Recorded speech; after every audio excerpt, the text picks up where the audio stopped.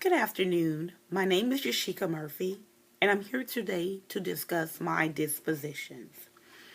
As I begin to look at the dispositions that make me a successful teacher, there was a few that came to mind.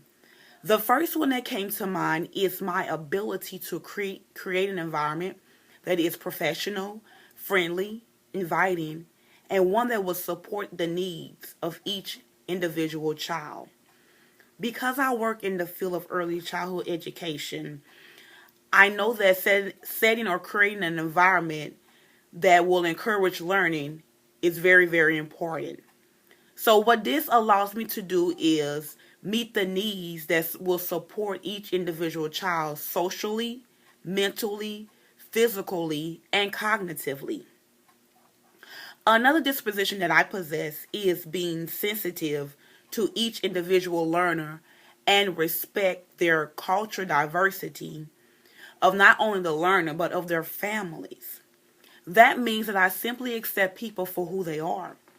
I believe that because we are different, that what makes us special and unique. Another disposition that I possess is the confidence that I have in each learner. I believe that each learner can learn.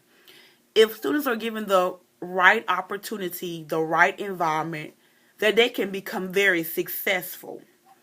This happens only when I begin to encourage my learners and I believe in them. Most time learners just need to know that someone believes in them and they can accomplish the goals that we set for them. There is a model that just rings in mind to me when I'm encouraging my learners. And that simply is, if at first I don't succeed, then I'll try again. Finally, the disposition that I have that makes me a very successful teacher is my commitment. Not only am I committed to my job or to teaching, but most importantly, I am committed to my learners. I dedicate most of my time to ensure that I'm making their learning experiences one of the best. I believe as educators, there's always room for us to grow. There's always room for us to expand our knowledge. And because we're in the field of education, we should always look for these opportunities to grow. And when I began to look at all the dispositions that I had to look at, I highly agree with most of them.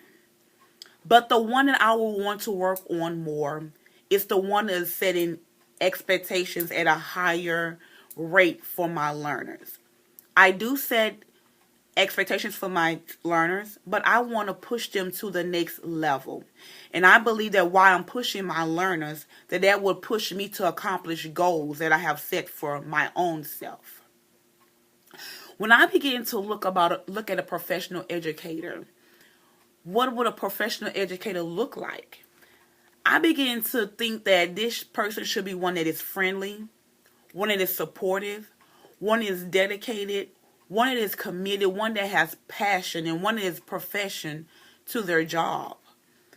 A professional educator has standards which guide their thinking and their actions.